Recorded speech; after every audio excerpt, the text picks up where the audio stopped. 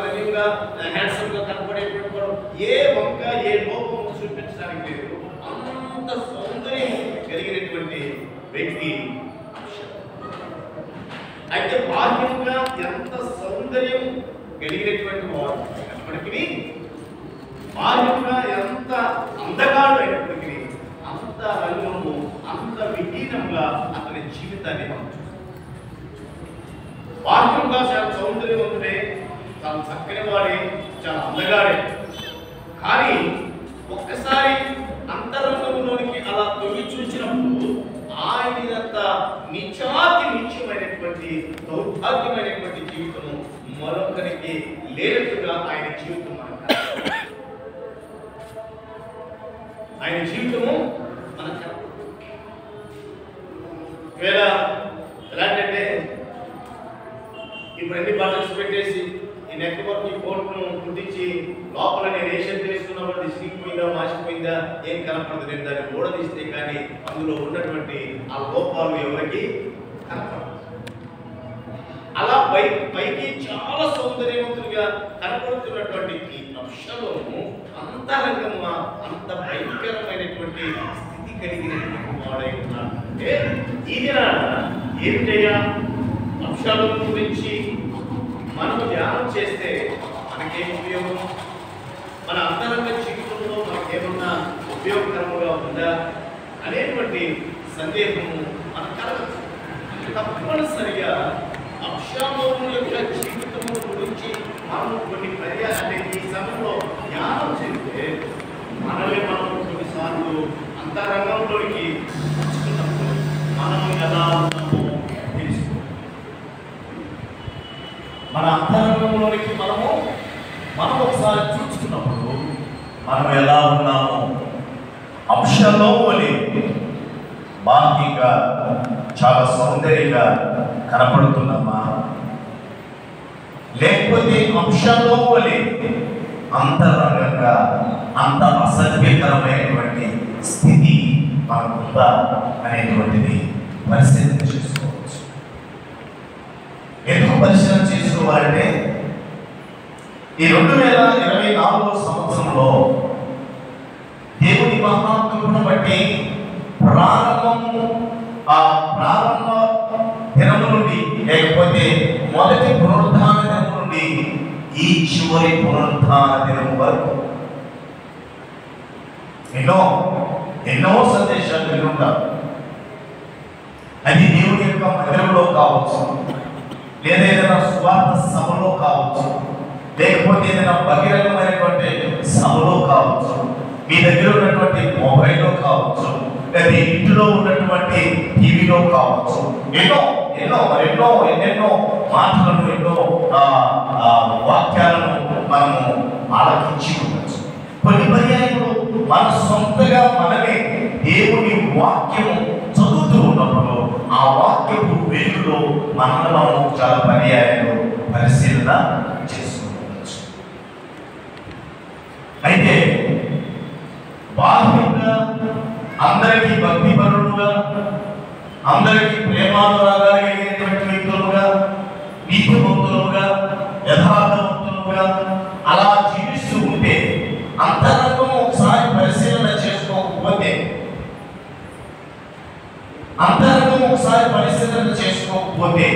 భౌతిక సంబంధమైన దావీదు ఏ రీతిగా తన బిడ్డ కొరకు రోధిస్తున్నాడో, ఏ రీతిగా తన బిడ్డ కొరకు ఆత్మ కొని చేస్తున్నాడో, ఏ రీతిగా తన కుమారుని కొరకు ఆయన ప్రలాపిస్తున్నాడో, కొన్ని పర్యాయాలు మనం కూడా అటువంటి పరిస్థితులు గుండా ప్రయాణం కాక తప్పదు. పరిశీలన చేసుకోకపోతే అబ్షాలోము అరికాలు వదులుకొని రెండెత్తు వదులుకొని అరికాల వరకు బహు సుందరుడే, కానీ అంతరంగము అంత యోగ్యకరం అసలు ఎందుకు అంటే యోగ్యకరంగా ఏ విధముగా కూడా సరి అయినటువంటి పరిస్థితి అబ్షాలోము జీవితంలో లేదు అనేటువంటి సత్యాన్ని మనం గమనించాలి. అబ్షాలోము అనగా అర్థము ఏమిటంటే, పేరు కూడా చాలా మర్చిపోయింది. అబ్షాలోము అనగా అర్థము సమాధానమునకు తండ్రి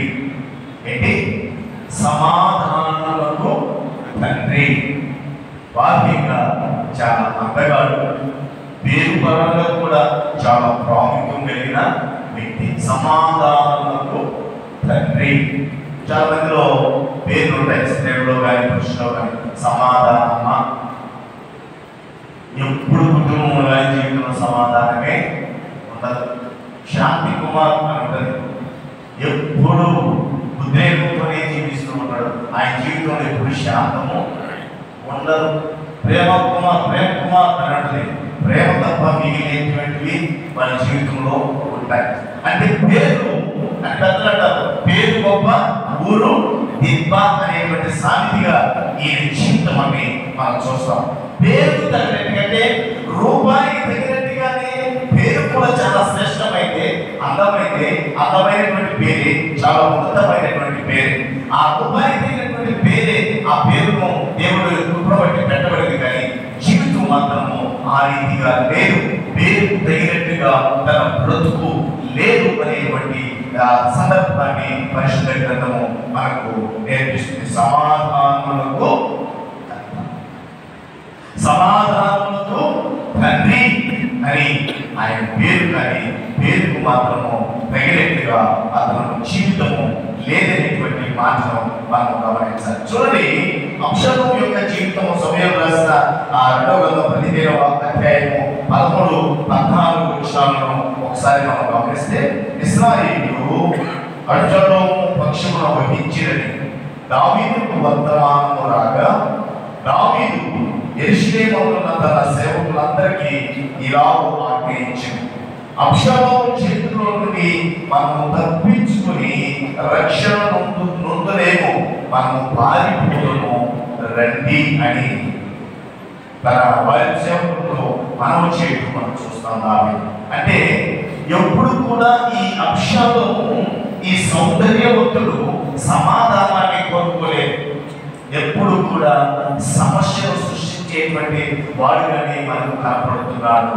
తన తండ్రిని కూడా అంతమొందించాలని ఆలోచన కలిగినటువంటి ఒక దుర్మార్గమైనటువంటి స్వభావం కలిగినటువంటి వారిని మనము ఆ లేఖను బట్టి తండ్రి చెప్తున్నాడు. అబ్షాలోము మన మీద తిరుగుబాటు చేస్తున్నాడు. పేరు సమాధానమే కానీ వాడు సమాధానంతో తండ్రే, కానీ వాడు సమాధానం పరిచేటువంటి పరిస్థితి లేదు. ఇప్పుడు వారి చేతిలో నుండి మనము తప్పించుకోవాలి అని అంటే, మనము రక్షింపబడాలి అంటే, మనము ఈ స్థలం నుండి పారిపోవాలి, ఈ స్థలం నుండి వెళ్ళిపోవాలి. పేరుకు తగిన బ్రతుకు అతని జీవితంలో లేదు అనేటువంటి మాట మనకు కనబడుతుంది. అంటే వారి యొక్క లక్ష్యమే కాదు, దేవుడు తనను అంగీకరించినటువంటి ప్రజలతో, లేక దేవుడు తను ప్రేమించినటువంటి ప్రజలతో దేవుడే బాధపడుతున్నటువంటి సంఘటన కూడా మనం పరిశుద్ధ గ్రంథంలో చూస్తాం. హోషేయ గ్రంథము 13వ అధ్యాయం 9వ వచనంలో ఈ విధంగా రాయబడింది. హోషేయ గ్రంథము 13వ అధ్యాయము 9వ వచనంలో ఏమని రాయబడిందంటే, ఇశ్రాయేలు నీ సహాయకర్తలకు నాకు నీవు విరోధివై నిన్ను నీవే నిర్మూలము చేసుకొనుచున్నావు. ఈ మాట క్రీస్తునందు. ఆ దినము అబ్షాలోము తన తండ్రి అయినటువంటి దేవుడు, తన తండ్రి అయినటువంటి దావీదుకు వ్యతిరేకమైనటువంటి ఆలోచన చేసి తనను తానే నిర్మూలము అయిన సంఘటన మనకు అక్కడ కనపడుతుంది. ప్రభు నామములో ఎగిరేటువంటి మనము, అంటే అలా ఇశ్రాయేలు ఎందుకంటే నేను జ్ఞాపకం చేసిన ఒక గృహ ప్రవేశంలో ఇశ్రాయేలు అనే మాట ఎక్కడ ఉన్నా మనం అర్థం చేసుకోవాల్సినటువంటి మాట ఏంటంటే, మీరు అనుకోవచ్చు ఇశ్రాయేల్ నీ పేరే కదా, నీకులయ్యా ఆయన చెప్తుంది, మాకు కాదులే అని మీరు అనుకోవచ్చు. నా కాదు ఈ మాట చెబుతుంది మన అందరికీ. లేదా ఈ పేరు ఉన్నటువంటి వారి కాదు, ఆయన ఈ మాట చెబుతుంది మన అందరిలో చెబుతున్నాడు. ఏమనంటే, ఇశ్రాయేలు అనగా ఆయన పిలిచి ఏర్పాటు చేసుకున్నటువంటి జనాంగము. ఆయన చింతించి, ఆయన ఏ ప్రజలకైతే వారికైతే రక్షణ కొరకు ఆయన ప్రాణం పెట్టారో ఆ ప్రజలను ఉద్దేశించి మాట్లాడుతున్నటువంటి మాట అనేటువంటి సత్యాన్ని మనం గమనించాలి. కాబట్టి మాస్టర్ గారు నీ పేరు ఇస్రాయేల్ కాబట్టి అది నీకే చెప్తున్నావు, మాకు వర్తించదు అనేటువంటి భావంలోనికి రాకుండా మనం అర్థం చేసుకోండి. నీ సహాయకర్తలకు నాకు నీవు విరోధమై నిన్ను నీవే నిర్మూలన చేసుకుంటున్నావు. ఎప్పుడైతే క్రిస్తువుకు ప్రియ దేవుడు బిడ్డగా మనం పేరేమో చాలా గొప్పగా ఉంది, రూపమేమో చాలా సౌందర్యంగా ఉంది, బ్రతుకేమో అలా వేరు. దేవుడికి అంటే అంశము ఏదైతే తన తండ్రికి విరోధి తను తాను ఎలా అంతమొందిపోయాడో, ఎలా మరణానికి పాలైపోయాడో, అలా సృష్టికర్త అయినటువంటి దేవుడు, మనలను ఏర్పరుచుకున్నటువంటి దేవుడు, మనకు సహాయమైన దేవుడు, మనకు ప్రాణం పెట్టినటువంటి దేవుడు, మనలను తన యొక్క ప్రశస్తమైనటువంటి రక్తాన్ని చిందించి విమోచించినటువంటి దేవుడికే మనము విరోధముగా జీవిస్తూ ఉంటే మనకి మనమే మన జీవితాన్ని మనమే బాగు చేసుకుంటున్నాము, మనకి మనమే అంతానికి మనకి మనమే సమీపిస్తున్నాము అనేటువంటి సత్యాన్ని ఈ ఉదయమున దేవుడి యొక్క సన్నిధానంలో కూడి ఉన్నటువంటి మనము గ్రహించాలి. అబ్షాలోము ఏ రీతికైతే తన తండ్రికి వ్యతిరేకమైనటువంటి విరోధ భావం కలిగి ఆయన ఏ రీతికైతే అంతమొందిపోయాడో, ఒకసారి మనము కూడా మన తండ్రి మనము ప్రేమించిన వాడు, మన కొరకు ప్రాణం పెట్టినవాడు, మనము చేసి తిరిగి లేచిన ఆ ప్రభువుకి మనము ఒకవేళ మనకు సహాయకుడుగా ఉన్న ఆ దేవుడికి మనము వ్యతిరేకమైనటువంటి భావజాలంతో నడుస్తున్నామేమో, నడుస్తూ ఉంటే జీవిస్తూ ఉంటే అది దేవుడికి నష్టం కాదు, కానీ అలా నడుస్తున్న మనకు నష్టము. ఎవరికి? అలా నడుస్తున్న మనకు నష్టమే. ఈ సంవత్సరం ముగించబడుతుంది. ఈ సంవత్సరం అంతలో ఎలా నడిచాము? దేవుడికి వ్యతిరేకంగా నడవచ్చు, దేవుడి నామాన్ని నిర్లక్ష్య పెట్టచ్చు, దేవుడి మాటలను హేళన చేయొచ్చు. ఎలా బ్రతికినా ఒకవేళ అలా బ్రతికితే ఈ దినమున మనకి పరిశుద్ధాత్మ దేవుడు చెప్తున్నటువంటి ఒక మంచి మాట ఏమిటంటే, అలా నీకు సహాయం చేసిన, నాకు సహాయం చేసిన అటువంటి దేవునికి వ్యతిరేకంగా బ్రతుకుతున్నామేమో జాగ్రత్తగా పరిశీలించుకోతే అది దేవునికి నష్టం కాదు, కానీ ఎవరికి నష్టమో? నాకు నేనే నష్టం తెచ్చుకుంటున్నాను, నాకు నేనే పతనాన్ని తెచ్చుకుంటున్నాను, నాకు నేనే దేవునికి దూరం అయిపోతున్నాను, నాకు నేనే దేవునికి విరోధి అయిపోతున్నాను. దేవుని యొక్క ఆ మహాకృపను పొందుకోలేక నాకు నేనే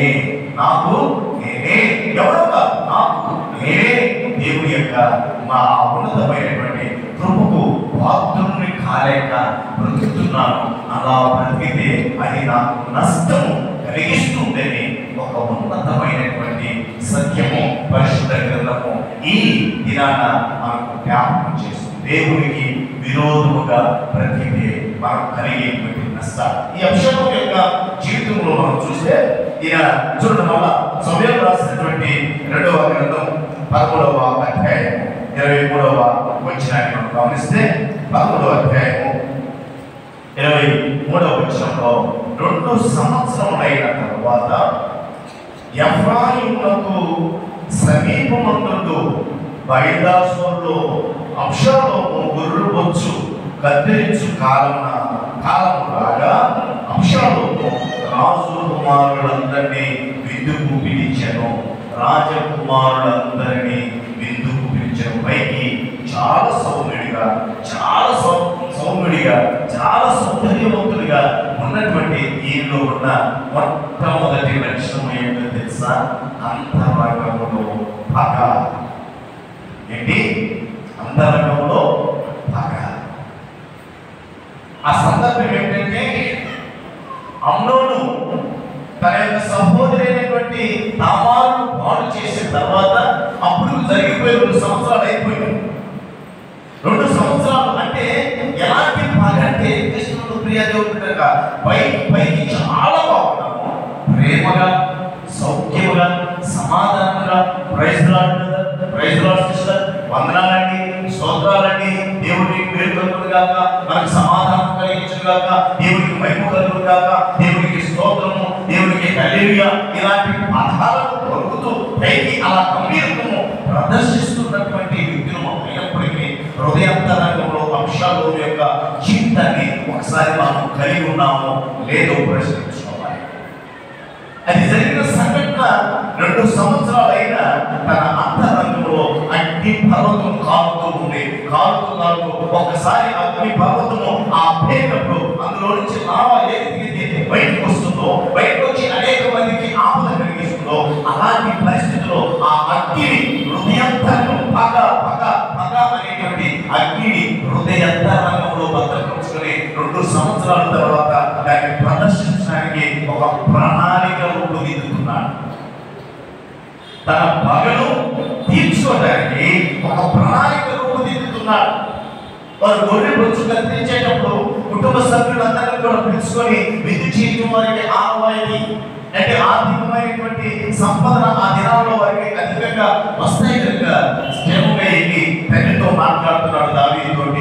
దావీదుతో మాట్లాడి, తండ్రి గారు మీరు కూడా రావాలి, అయ్యో నేను వస్తే నీకు భారంగా ఉంటుంది, కష్టంగా ఉంటుంది, కాబట్టి నీకు ఇవన్నీ జరిగించుకోమని దావీదు అంటాడు. ఏ తండ్రి గారు, సరే మీరు రాకపోయినా నా సోదరుడు నా అన్నయ్యటువంటి అమ్నోన్నైనా పంపించి ఒక ప్రణాళిక ఎంత ఎక్కడుందని అంతరంగంలో పగ, ద్వేషం పెంచాడు, ప్రణాళిక రూపుదిద్దాడు, అమ్నోన్ని హతమార్చేశాడు. వీళ్ళ 2 సంవత్సరాలు వెయిట్ చేశారు. అతను తన అన్న కనపడితే ప్రేమగానే మాట్లాడాడు, తన తండ్రితో ప్రేమగానే మాట్లాడాడు, తన సోదరుతో ప్రేమగానే ప్రదర్శించాడు. తన యొక్క కుటుంబ సభ్యులతో ఎటువంటి బాధ లేనటువంటి వాడుగా, ఎటువంటి ఏదో జరిగిపోయిందే ఆ తప్పు ఏదో పొరపాటున జరిగిపోయినటువంటి వ్యక్తిగా ఆయన కనపడుతున్నాడు. కానీ అంతరంగంలో అతని అంతరంగంలో ఏముందంటే పగ ప్రతీకారం తీర్చుకోవాలని 2 సంవత్సరాలు ఒక ప్రణాళిక రూపుదిద్దాడు. తన సహోదరుడిని అంతమొందించాడు. ఈ విధంగా మనం పడితే ప్రభు అంటాడు మార్కు సువార్త 7వ అధ్యాయంలో క్రీస్తు ప్రభు అంటున్నటువంటి మాట కూడా మనం చూస్తాం. మార్కు సువార్త 7వ అధ్యాయంలో ఆయన అంటున్నటువంటి మాట ఏంటంటే 6-7 వచనాల్లో దేవాది దేవుడు సృష్టికర్త అయినటువంటి ప్రభు భూమి మీద ఉన్నప్పుడు ఆయన అంటాడు, అందుకు ఆయన వారితో ఇలా చెప్పిన ఎవరు ఆయన? యేసు క్రీస్తు ప్రభు అని చెప్తున్నాడు. మార్కు సువార్త 7వ అధ్యాయం 6వ వచనం. ఈ ప్రజలు ఏ ప్రజలు? ఆదినాన్న యేసు ప్రభు వారు జీవించున్నటువంటి ఆ జీవిత కాలంలో అక్కడ ఉన్నటువంటి ప్రజలను ఉద్దేశించి మాట్లాడుతున్నారు. ఈ ప్రజలు పెదవులతో నన్ను గణపరచుదురు కానీ వారి హృదయము నాకు ఎలా ఉన్నదా? దూరముగా ఉన్నది. వారు మానవులు కల్పించు పద్ధతులు దేవోపదేశములను బోధించుచు నన్ను వ్యర్థముగా ఆరాధించుదురు. ప్రియమైనటువంటి సంగమా, ప్రియమైనటువంటి సహోదరులారా, నేనంటున్నటువంటి మాట కాదు, స్వయంగా ప్రభువైన యేసుక్రీస్తు చెబుతున్నటువంటి మాట ఏంటంటే, ఎవరు పితరులు లేకపోతే వారి యొక్క పితరులు ఏర్పాటు చేసినటువంటి వాటిని అవి దైవములతోటి దేవుడే మనకు నేర్పించాడని వాటిని చేయడానికి ఇచ్చినటువంటి ప్రాధాన్యత, నేను చెప్పినటువంటి మాటను చేయడానికి మాత్రం వారి ప్రాధాన్యత ఇవ్వటం లేదు. వారి హృదయం నాకు దూరంగా ఉన్నది. వారి పెదవులతో మాత్రము చాలా పరిశుద్ధమైనటువంటి మాటలు, పరిశుద్ధమైనటువంటి పఠనాలు, పరిశుద్ధమైనటువంటి ధ్యానాలు, పరిశుద్ధమైనటువంటి మాటలు వారు పాడుతున్నారు. కానీ వారి హృదయం ఎలా ఉందంట? చాలా దూరంగా. ఎందుకంటే దూరంగా ఉండటానికి కారణం మన అంతరంగంలో ఉన్నటువంటి పగ. పైకి చాలా ప్రైజ్ ది లార్డ్. పైకి వందనాలు, లోపల ఆ పదానికి ఎంత భయంకరమైనటువంటి వ్యతిరేకమైనటువంటి భావంతో ఒక్కసారి అంశాల్లో వలె ఈ 2024 సంవత్సరం ఈ ఆఖరి పునరుద్ధానం వరకు ఒకవేళ పైకి ప్రైజ్ ది లార్డ్ చెప్పి అంతరంగంలో భాగంలో ఒకసారి ఎందుకంటే అది మనలను మనమే నాశనానికి మన జీవితంలోకే మన జీవితాన్ని నాశనానికి నడిపించేది ఏంటో తెలుసా? పగ. తన సహోదరుడిని చంపాడు. తర్వాత ఏమైపోయాడంటే ఒక రాజు కుమారుడు పారిపోయాడు. రాజా గృహంలో ఉండవలసినటువంటి వాడు, రాజా హోదాలో బ్రతకాల్సినటువంటి యువరాజుగా జీవించాలనుకున్నటువంటి వాడు ఇప్పుడు ఆ పగ ఏం చేసిందంటే పారిపోయినట్టు చేసింది. ఎక్కడి నుండి?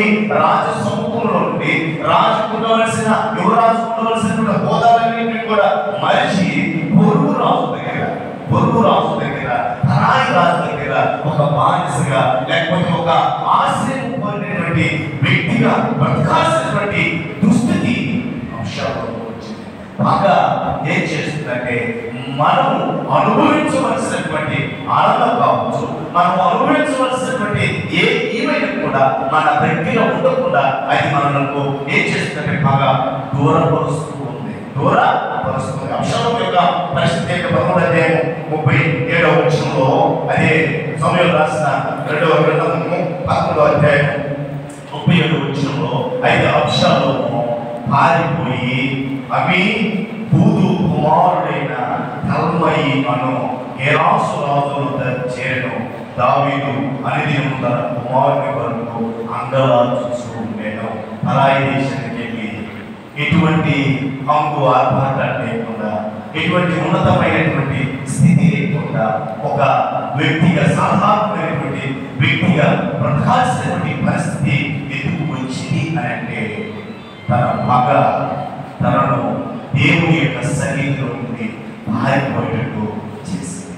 దేవుని యొక్క ప్రత్యక్షతను పొందకుండా దూరంగా పారిపోయి బ్రతికేటువంటి దుస్థితి అక్షాలకు కలిగింది అనేటువంటి సత్యము మనం గమనించాలి. అంటే ప్రియమైన దేవుడు ద్వారా ఆయన తన రక్తం ఇచ్చి సంపాదించిన సంఘం అయినటువంటి మనము మన యొక్క జీవితంలో ఆ అంశాల్లో వలె ఒకవేళ ఇప్పటి వరకు జీవించుంటే దేవుడు సరి చేసుకోవడానికి మరొక ఈ సదవకాశాన్ని మనం అనుగ్రహించాడు.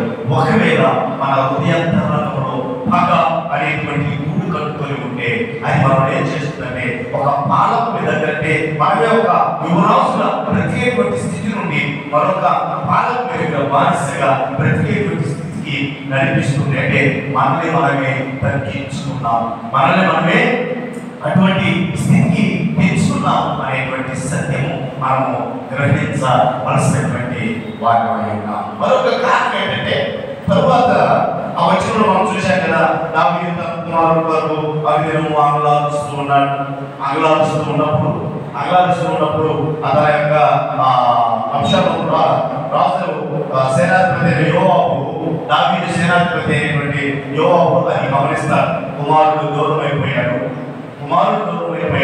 దావీదు రోజు కుమారుడి వరకు పోయిన వాడు ఎలా పోయాడు, బ్రతుకున్న వాడు కూడా దగ్గర లేడని రాజు రోజు అంగలారుస్తున్నాడని ఆ దూరమైనటువంటి కుమారుని దగ్గర చెందడానికి ఈ యోవాబు ఒక ప్రణాళిక రూపుదిద్దుతాడు. నేను కూడా ఒక స్త్రీని తీసుకొని వచ్చి, అయ్యా నాకు ఇద్దరు కుమారుడు, ఆయన 14వ అధ్యాయం చదవండి, నాకు ఇద్దరు కుమారుడు, మీరు ఎవరు కూడా ఎక్కడ పొలంలో కొట్టుకున్నారు, వారిద్దరినీ కూడా ఆ కొట్టుకుంటున్నప్పుడు వారిని విడిపించేటువంటి వారు ఎవరు లేక ఒకడేం చేశాడంటే ఒకరిని మరొకరిని కొట్టి చంపేశాడు. అయితే చనిపోయిన వాడు ఎలా చనిపోయాడు, ఇప్పుడు ఒకరు బ్రతుకున్నాడు, ఇప్పుడు నా స్వజనులు నా బంధువులు వచ్చి ఉన్నటువంటి మాట ఏంటంటే వారిని చంపినటువంటి వారిని మాకు అప్పగించు, వారిని కూడా నేను చంపబడను అని అడుగుతున్నారయ్యా. ఇదిగో నా భర్త పేరు ఈ భూమి మీద లేకుండా తుడిచిపెట్టడానికి ప్రయత్నం చేస్తున్నారు.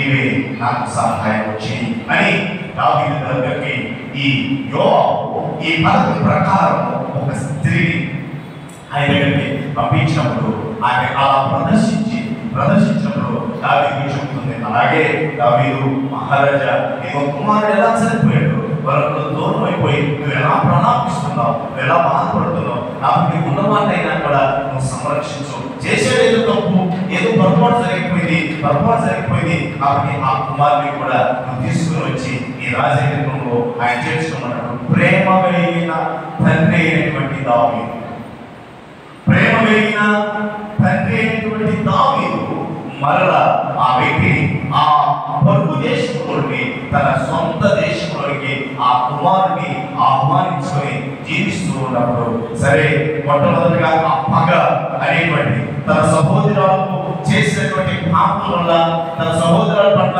చేసినటువంటి దుష్కార్యం వల్ల జీర్ణించుకోలేక తప్పు చేసి ఏదో పొరపాటు అయిపోయినటువంటి వ్యక్తి పారిపోయాడు. కానీ తండ్రి అయినటువంటి దేవుడు, ప్రేమ కలిగినటువంటి మా తండ్రి మళ్ళా ఆ కుమారుని ఇంటికి తీసుకుని వచ్చాడు. తీసుకుని వచ్చినప్పుడైనా బుద్ధి మారాలగా, బ్రతుకు మారాలగా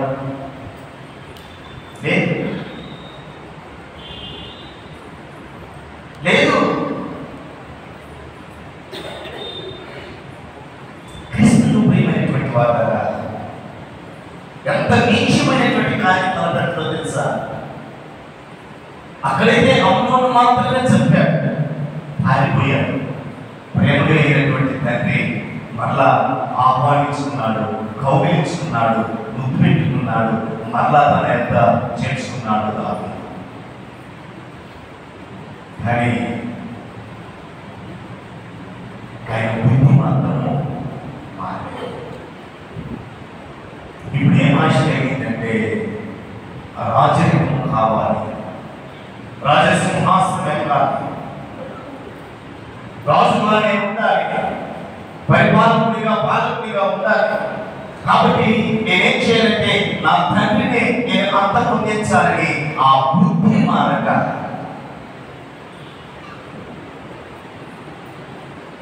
బుద్ధి మారాలంటే బుర్రలో ఉన్నటువంటి గుజ్జు మారాలంట. ఏమారా?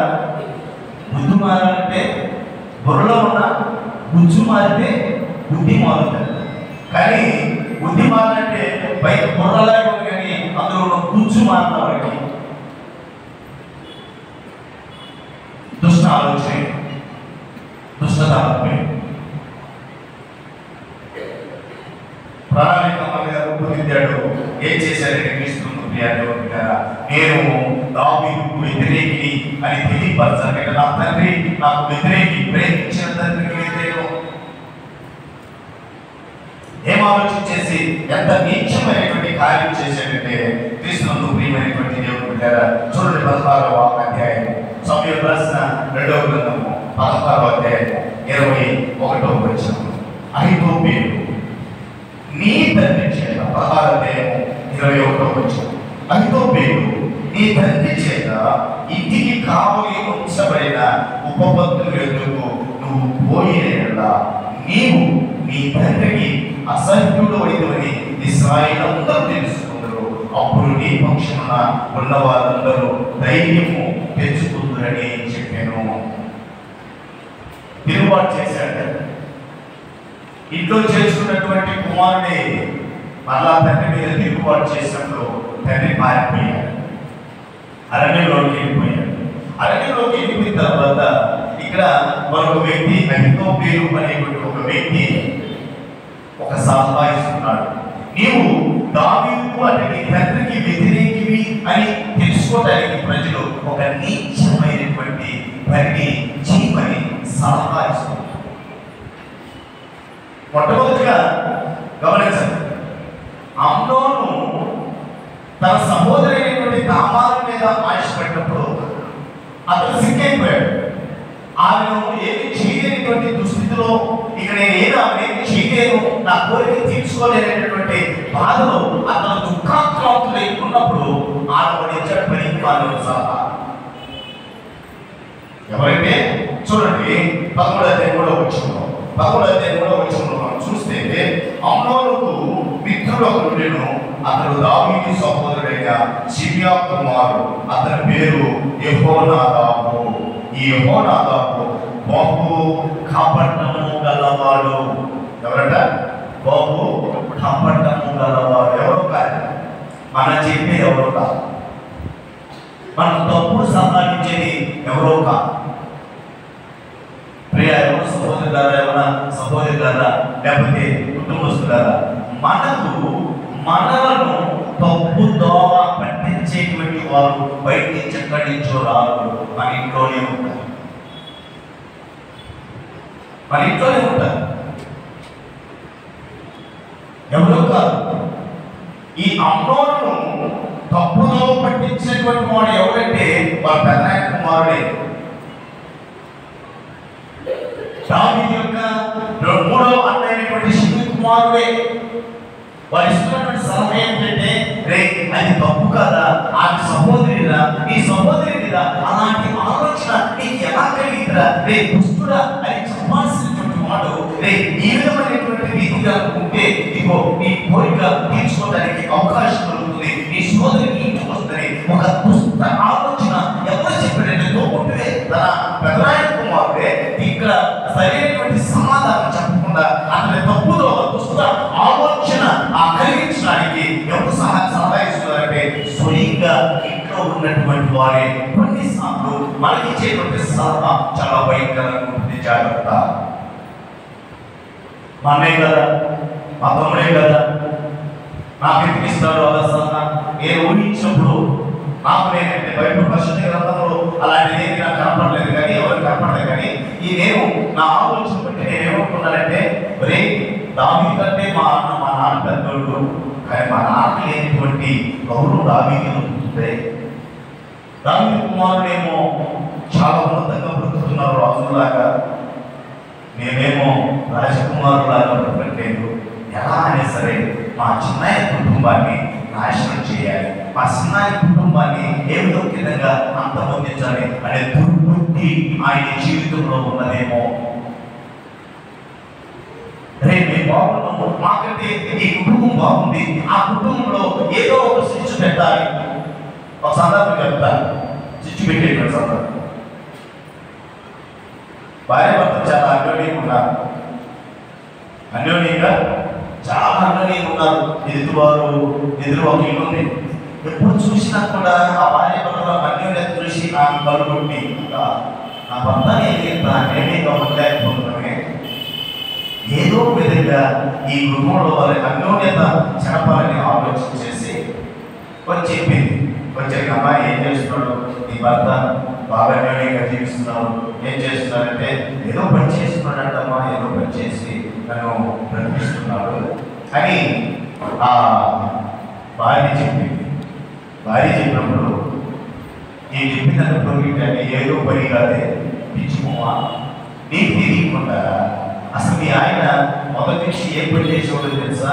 ఉప్పరోడే అడిగినాడు. ఉప్పరోడే తెలుసా? ఉప్పమ్ముకునేవాడే, ఊరు తిరిగి ఉప్పమ్ముకునేటువంటి వాడే.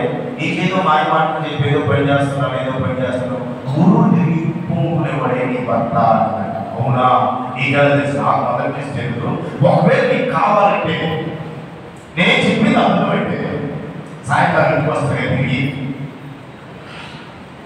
సాయంకాలం ఇంటికి వస్తాయి కదా తిరిగి, అప్పుడు నీ భర్తని తిరిగి ఒకసారి ఆయన శరీరం నాయకుడు ఏం చెప్పింది నాకు ఇప్పుడే స్నానం చేసి వచ్చింది ఎలా ఉంటుంది? ఈ 10 బాగా తెలియదు నాయకుడు ఎలా ఉంది? ఒప్పుగానే ఉంది. ఎవరి శరీరం నాకున్నా ఒప్పుగానే ఉంటుంది. ఎంత ఏ విలువైనటువంటి సోపు పెట్టుకుని కొంతసేపుకి అటువంటి చెమటలు నాకున్నావు కాబట్టి ఇది నాకే నన్ను మోసం చేసి పెళ్లి చేసుకున్నావు, ఉప్పుకునేవాడి అయిపోయింది. కలత ప్రారంభమైంది, కష్టాలు అన్వేషణ ప్రారంభమైంది, సమాధానం కోల్పోయారు. అలా మనం ఒకవేళ క్షేమకరమైనటువంటి స్థితిలో ఉంటే చాలా మంది ఇలాంటి దుస్థితిలోనికి మనల్ని నెట్టేటువంటి ప్రమాదం ఉంది. ఆ చెప్పేటువంటి సలహా మరి ఎలాంటి వాడు మొట్టమొదటి దేవుడు వాక్యం వాడు ఏమంటారు ఆ మాట మనం చూస్తే వాడు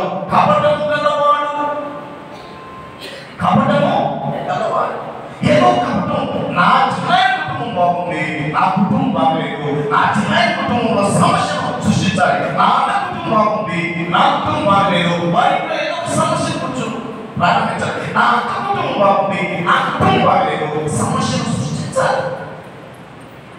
ఇలాంటి వారు ఉంటారు సమాజంలో, సంఘంలో కూడా ఉంటారు. విన్నాడు అమ్మలోని దుష్ట ఆలోచన కూలిపోసాడు, తన పాపం చేశాడు, పతనమై ఇక్కడ కూడా ఒక సలహా ఇస్తున్నాడు. అతని పేరేంటే అహితోపేలు అనేటువంటి ఒక వ్యక్తి. ఈ అహితోపేలు ఎవరో కాదు, దావీదు రాజుకు మంత్రిగా సలహాలు ఇచ్చేటువంటి వ్యక్తి. ఈ అహితోపేలు ఎవరో కాదు, దావీదు బహు మంచి స్నేహితుడు. కానీ ఇప్పుడు దావీదు అరణ్యానికి వెళ్ళిపోయాడు. అహితోపేలు ఎవరి పక్షాన్ని చేరాడంటే తన కుమారుడైనటువంటి అబ్షాలోము పక్షాన్ని చేరాడు. ఇప్పుడు దావీదు ఏదో ఒక రీతిగా అంతమొందించాలి అనేటువంటి ఆలోచన ఈ అహితోపేలు పన్నాగం పడటానికి గల కారణం ఏంటి ఉంటుంది ఎప్పుడైనా ఆలోచించారా? చాలా పర్యాయాలు అహితోపేలు గురించి, లేకపోతే అబ్షాలోము గురించి, లేదా బెత్షెబా గురించి, లేకపోతే దావీదు గురించి అనేక పర్యాయాలు మనం వినున్నాం. కానీ ఎందుకు అహితోపేలు దావీదును ఏదో ఒక రీతిగా అంతమొందించాలని ఈ భయంకరమైనటువంటి సలహా అంటే దావీదు ఉపపత్నుడు అంటే ఉపపత్నులు అనుకుంటే అబ్షాలోము ఇచ్చినటువంటి సలహా ఏంటంటే మీ తండ్రి యొక్క ఉపపత్నులు అంటే మీ పెద్దమ్మలు మీ పెద్దమ్మలు వారు ఉన్నారా, వారిని నువ్వు పాడు చేస్తే నువ్వు దావీదు నీ తండ్రికి వ్యతిరేకం అవుతావని చెప్పేసి ఒక సలహా ఇచ్చినటువంటి వాడే ఈ అహితోపేలు. ఎవరైతేనమ్మా తల్లే కదా, అమ్మాయిన తల్లే, పెద్దమ్మాయిన తల్లే, పెద్దమ్మాయిన తల్లే. ఎంత దుష్టకార్యములకు తలొచ్చడానికి పైకి బలి సౌందర్యం కలిగినటువంటి వాడు, ఏ లోపము లేదు, ఏ కలంకము లేదు. కానీ ఆ దుష్ట ఆలోచన తలంపు ఎలా ఉందంటే ఏ దుష్ట కార్యం చేయడానికైనా సంసిద్ధుడైనటువంటి వాడు అబ్షాలోము.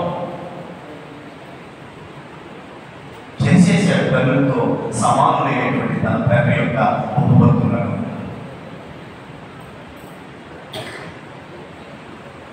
ఈ సలహా ఇచ్చినటువంటి వాడు ఎవరో తెలుసా? అహితోపేలు. ఎవరు అనుకుంటున్నారు ఈ అహితోపేలు?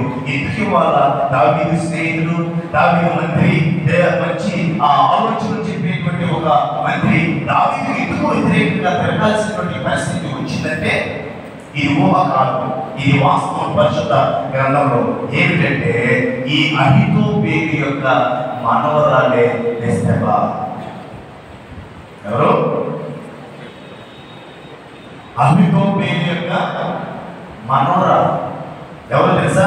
బెత్షెబా ఎవరు కాదు, ఈ అహితోపేలు యొక్క కుమారుని యొక్క కుమార్తె. తన యొక్క మనవరాలి యొక్క సంసారాన్ని దావీదు అనేటువంటి దుష్టులు నాశనం చేసేది కనుక ఆ దావీదు ఈ భూలోకంలో ఉండకుండా వారి కుమారుడిని ఆ ఎత్తపరిచి దావీదు అంతమొందించాలనుకున్నటువంటి వాడు తన స్నేహితుడైనప్పుడు సరే, తన యొక్క మధ్యలో ఉన్నటువంటి వాడు అయినా సరే దావీదును ఎందుకు అంతమొందించాలనుకున్నారంటే తన సంసారం, తన యొక్క మనవరాల సంసారంలో ఇప్పుడు పోసినటువంటి వాడు దావీదు. నా మనవరాల సంతానాన్ని ఆయన భర్తని నిర్దాక్షిణ్యంగా చంపినటువంటి వాడు దావీదు. అలాంటి వాడు ఈ భూలోకంలో ఉండకూడదని ఒక ఆలోచన.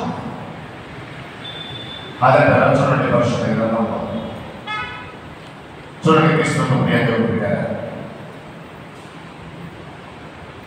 పరిశుద్ధ గ్రంథంలో మనం చూస్తే 23వ అధ్యాయం, సమూయేలు గ్రంథము 23వ అధ్యాయము 34వ వచనం. గుర్తుపెట్టుకోండి, ఎప్పుడు కూడా మర్చిపోకండి. మా యొక్క దీనునికి పుట్టిన అహస్వయి కుమారుడైన ఎలీపేలు గిలోనీయుడైన అహితోపేలు కుమారుడు ఎవరన్నా ఇప్పుడు చదవాలి. అహితోపేలు కుమారుడు 23వ అధ్యాయము 34వ వచనం. 2వ సమూయేలు గ్రంథము 23వ అధ్యాయము 34వ వచనంలో అహితోపేలు కుమారుడు ఎవరు? ఏలి. ఇప్పుడు రాని 13వ అధ్యాయానికి 13వ సమూయేలు రాసినటువంటి 13వ అధ్యాయంలో సమూయేలు రాసిన 2వ గ్రంథం 13వ అధ్యాయము 3వ వచనం. ఆమె బహు సౌందర్యవతి ఇండుల చూచి దావీదు దాని సమాచారము తెలుసుకున్నకై ఒక దూతను పంపెను. అతను వచ్చి ఎవరి కుమార్తె చెప్తున్నాడు? ఎలీయాము కుమార్తె. ఎలీయాము ఎవరు?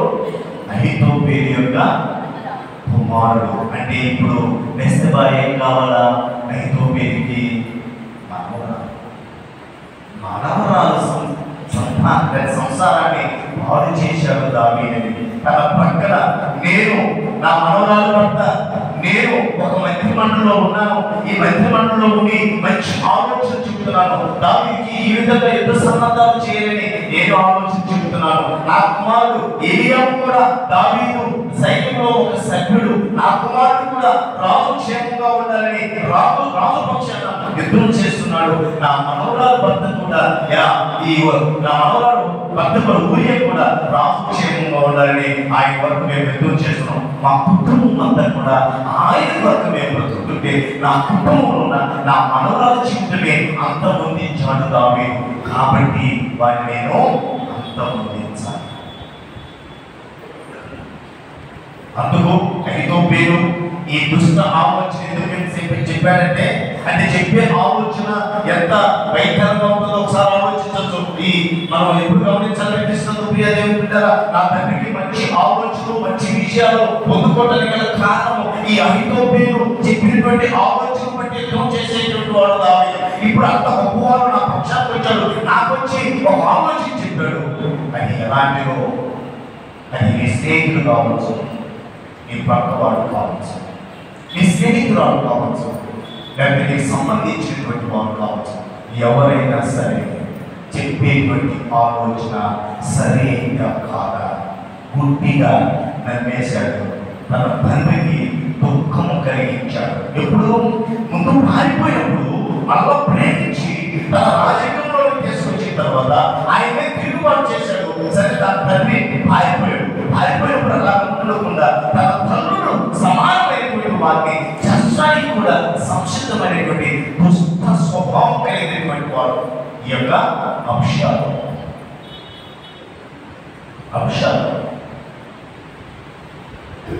పైకి చాలా అందగాడు, సౌందర్యం, ఏ లోపం లేదు, ఎటువంటి కలంకం కనపడినటువంటి వాడు.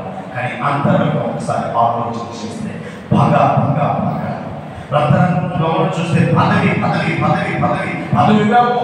పగతోటి తన సహోదరుని చెప్పాడు. పదవి కోసం తన తండ్రిని చదువుకున్నాడు. ఆ పదవి నామంలో తన తండ్రి యొక్క భార్యను కూడా చూడకుండా ఇది చిన్నమే పెద్దమే నా తండ్రికి సంబంధించినటువంటి విశిక్షణ జ్ఞానం కూడా లేకుండా ప్రవర్తించిన గురుడు. పశుప్రాయుడైనది, పశువు తెలియదు, తల్లి ఎవరో తెలియదు, బిడ్డ ఎవరో తెలియదు. పశువుకి తెలియదు, పశుప్రాయుడైపోయాడు. పశు స్వభావం కలిగినటువంటి వాడు దేనికోసం తెలుసా? పదవి కోసం. దేనికోసం తెలుసా? పగ కోసము అన్నది చెప్పాడు, పదవి కోసము తండ్రిని దూరపరుస్తున్నాడు. ఆ పదవి కోసం ప్రవర్తించడం ప్రారంభించాడు.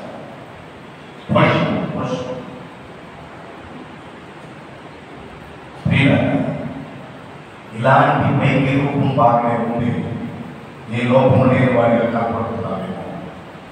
అంతరంగంలో ఒకసారి పరిశీలన చేసుకోవాలి. ముగింపులోకి వచ్చాం. ఇక 2 రోజుల్లో ఈ సంవత్సరం దాటిపోతుంది. ముగింపు ఆరాధనలో ఉన్నాం. ఈ ముగింపు ఆరాధనలో బయటికి ప్రదర్శిస్తున్నటువంటి జీవితం కంటే అంతరంగంలో ఉన్నటువంటి జీవితం ఎలా ఉంది అది ప్రాముఖ్యమైనది. దానివల్ల మనలను మనమే చదువుకుంటున్నాం. అంత అయిపోయింది. తండ్రికి వెళ్తే వెళ్ళిపోయాడు. దేనికోసం అంటే పదవి కోసం. తండ్రి ప్రేమ చూస్తాం. అయిపోయాడు తండ్రి. తర్వాత యోవాబు తన సైన్యం అంతా కూడా సిద్ధపడతారు. కుమారుడు యుద్ధానికి వెళ్తున్నప్పుడు తండ్రి ప్రేమ ఎలాంటిదంటే అంశాలు జాగ్రత్త.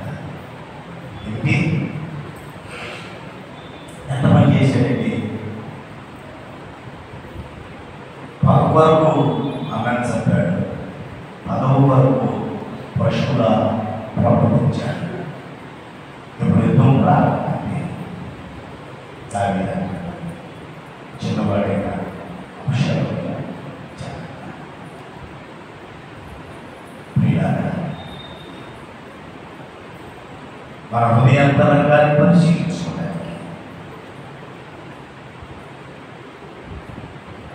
చూడండి, ఆ మాట మనం చదువుకున్నటువంటి లేఖన భాగంలో తండ్రి యొక్క ప్రేమ ఎలాంటంటే, అమ్నోను చంపాడు, తండ్రిపై దుష్కార్యం చేశాడు, తండ్రి మీద ఎక్కువ ప్రకటించాడు, తన భార్యను చెప్పాడు, దుఃఖానికి గురి చేశాడు. అయినను 18వ అధ్యాయం 3వ వచనంలో అంటాడు, సమయం రాసినటువంటి 2వ గ్రంథం 18వ అధ్యాయం, జనుడు నీవు రాకూడదు, మేము పారిపోయినను జనుడు దాన్ని లక్ష్య పెట్టరు, మాలో సగం మంది చనిపోయినను జనుడు దాన్ని లక్ష్య పెట్టరు, మా వంటి 10,000 మందిలో నీవు సాటి, కాబట్టి నువ్వు పట్టణమందు నిలిచి మాకు సహాయం చేయవలని అతనితో చెప్పిరి. అంటే క్రీస్తును పేరు 18వ అధ్యాయంలో ఇక్కడ కుమారుని యుద్ధం జరుగుతున్నప్పుడు దావీదు ఎక్కడున్నాడంటే దేవుని సింహాసనం చెత్త ఉన్నాడు. దావీదు కూడా నేను కూడా వస్తాను అన్నాడు. ఎందుకో తెలుసా? నేను కూడా వస్తాను అన్నాడు యుద్ధానికి. వద్దయ్యా, నువ్వు ఎందుకు వస్తున్నాడు? ఏదో చేశాడు కాదు, తప్పులు చేశాడు, పశువులైపోయాడు, బుద్ధి లేదు, అలా ప్రవర్తించాడు. అయినా తండ్రి ప్రేమ కుమారుడిని వదులుకోవడానికి ఇష్టపడలేదు. మీరు చంపేస్తారు నా కుమారుడిని, కానీ నా కుమారుడిని బ్రతికించుకోవాలి. యేసయ్య ప్రేమ దావీదు పోలేదు, కానీ యేసయ్య వచ్చాడండి. దావీదు పోలేదు, కానీ యేసయ్య ఇక్కడికి వచ్చాడు. పశు ప్రాయంగా మనం బ్రతుకుతూ ఉన్నప్పుడు, పశు స్వభావంతో మనం జీవిస్తున్నప్పుడు, పైకి పవిత్రులాగా కనపడుతూ క్రోధత్వాన్ని అంతరంగంలో దాచుకున్నటువంటి మనకతో ఆయన వచ్చాడు. దావీదు పోలేదు, కానీ ఆయన ప్రభు ఆయన ఈ పట్ల నా పట్ల ఉన్నటువంటి ప్రేమ కొరకై ఈ భూలోకంలోకి వచ్చాడు. చదవనటువంటి వాక్య భాగంలో 31వ వచనంలో, అబ్షాలోమా నా కుమారుడా, అబ్షాలోమా నా కుమారుడా, నీకు ముందు నేను చనిపోతే బాగుండు అనుకున్నాను, కానీ చావదు అనుకున్నారు, కానీ చావలేదు.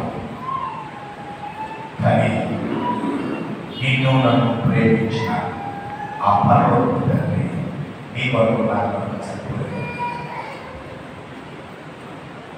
ఆ ప్రేమమయుడు నీ కొరకు నా కొరకు ప్రాణం పెట్టాడండి. ఆ పరిశుద్ధుడు భూమి మీదకి పాపిగా చిత్రీకరించబడ్డాడండి.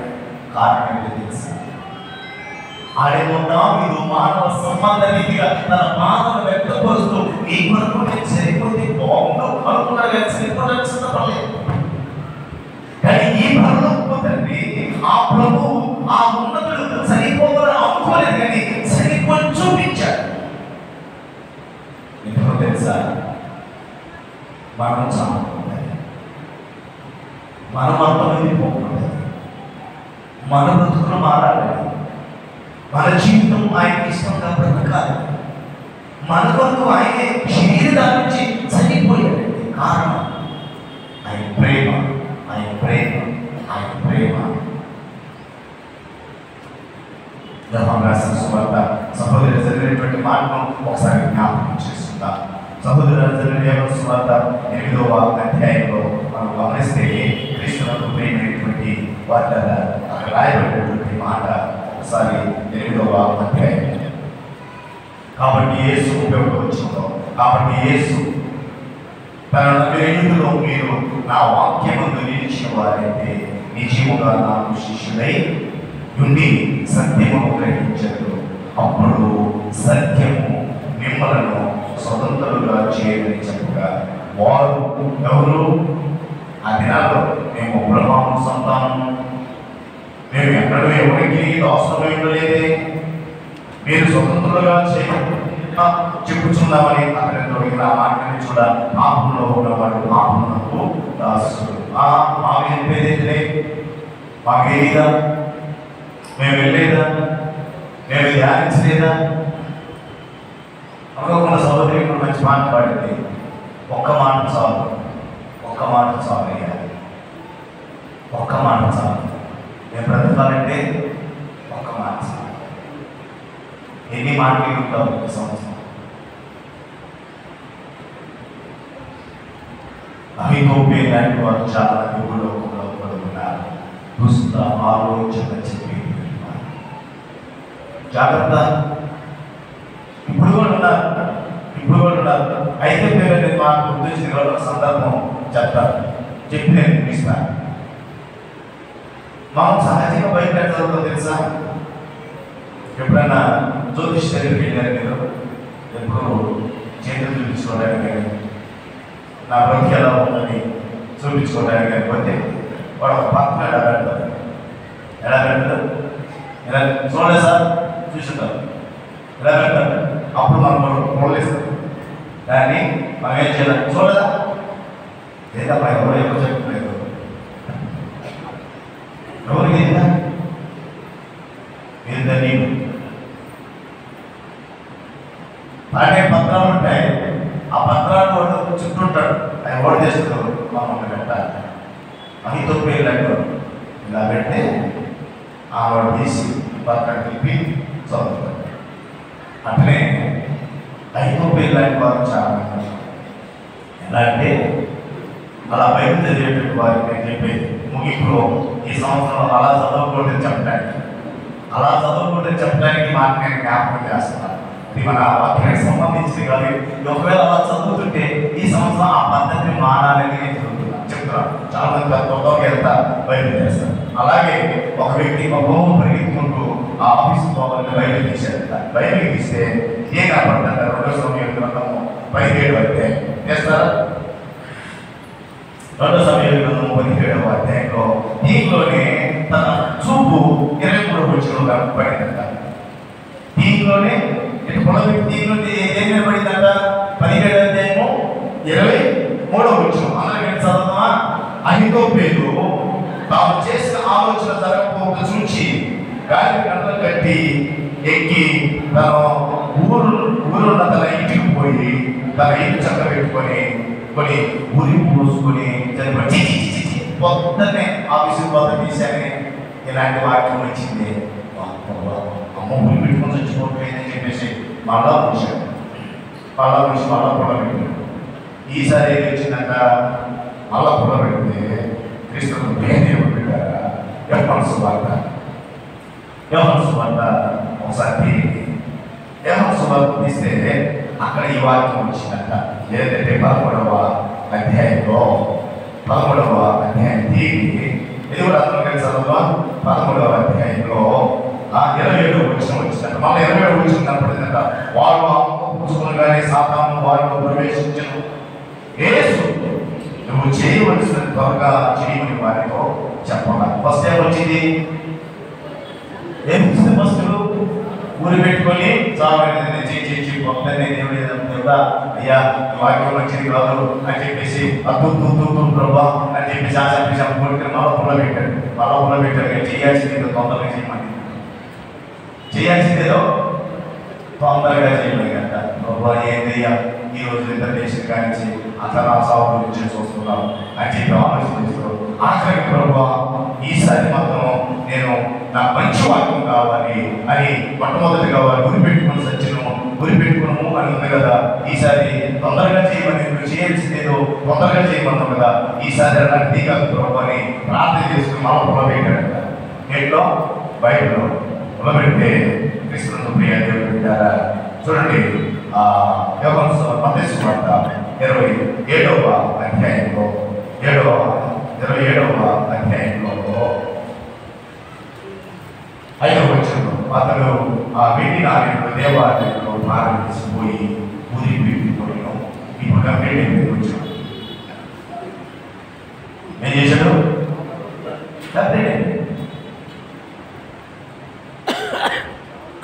మనం కూడా క్రిస్మస్ సీజన్లో అందరం కూడా కష్టపడి ఈ క్యాలెండర్ ఇచ్చాం. కొంతమందికి ఈ కూడా ఉంది. ఈ రోజు డేటా క్యాలెండర్ ప్రొవైడ్ దొరికిపడుతుంది. ఇక అది అయిపోయింది. ఒకవేళ అలాంటి ఆలోచన ఉంటే చదవకపోయినా పర్వాలేదు. గురి పెట్టుకోవడం కానీ చదువుకోవడం వేరు కదా. వాక్యాన్ని తనకు అనుకూలంగా వచ్చుకుంటాడు. ఏమైందంటే కట్టె పొలం పెట్టుకోవడం వచ్చింది, తిరుము తాము సుఖించు ఎంజాయ్ ఉపయోగపడతాయి. పొలం పెట్టాడు వచ్చింది వాక్యం చదివేపడింది, ఆ ప్రాణం తిరుము తాము సుఖించు. దేవుడు వాక్యం చెప్పింది తినమని తాము సుఖించమని పోయే కింద ఏమైపోయింది వాడి తోడు కింద ఏమైపోయిందో తెలియదు. వాళ్ళ పొలం పెట్టాడు, ఎవడాలి ఎవరి కాలంలో సంతోషించు బాబు ఒక సమయం వాళ్ళమే పొలం వేసేది లేదా కేరళలో ఉన్నది. ఇటువంటి సలహాలను పాటించండి. ఆ సలహా ఎలాంటిదో ఒకసారి ఆలోచించాలి. అహితోఫెలు సలహా అతను ఏం చేసినట్టే అతను చచ్చాడు, అతను సలహా తీసుకున్నటువంటి ఈ యొక్క అబ్షలోము చచ్చాడు. పైకి బాగా సుందరంగా కనపడచ్చు, పైకి చాలా అందమైనటువంటి వ్యక్తిగా కనపడచ్చు, కానీ అంతరంగం ఎలా ఉందో పరీక్షించుకోవాలనేదే దేవుని యొక్క ఉద్దేశం. పరీక్షించుకోకపోతే మన హోషియా ఇశ్రాయేలు నియమం, నేను నీకు సహాయం చేసుకోవాలి, నీవు నాకు మీరే పోయి నిన్ను నీకే నాశనం చేసుకుంటాను. ఎవరు కాదు మనల్ని నాశనం చేసి పలానా చేశాడు వాళ్ళ పిల్లలు మా పిల్లలు చెప్పాడు, మీ పిల్లలు వచ్చింది వాళ్ళ పిల్లలు వాళ్ళ అమ్మడే తెలియకున్నది, వాడి వల్ల మా పిల్లలు చనిపోతున్నాడు. ఎవరు తగ్గుతున్నది అది ఎవరు చనిపోతున్నాడు, ఎవరి వల్ల? ప్రియమైన దేవుడు అంశాలు పైకి సుందరుడే కానీ అంతరంగము సుందరమైనది కాదు, బహు దుష్టమైనటువంటి ఆలోచన. అలా ఉంటే మనకు చాలా మంది ఆలోచనలు చెప్పేటువంటి వారు ఉంటారు. ఆ ఆలోచనలు ఎలా ఉన్నాయి? మన కొరకు తన యొక్క సోదరుని చంపాడు, తనువుల కొరకు పశువుగా తయారైపోయాడు. అలా ఉండకుండా మనకి ఇవ్వబడినటువంటి సలహా ఇతరులుగా తీసుకోవచ్చు, పెద్ద యొక్క సలహా తీసుకోవచ్చు. అయితే సలహా సరైన కాదా, వాక్యానుకూలమైందా, వాక్యానుకూలమైంది కాదా ఒక్కసారి మనలో పరీక్షించుకుందాం.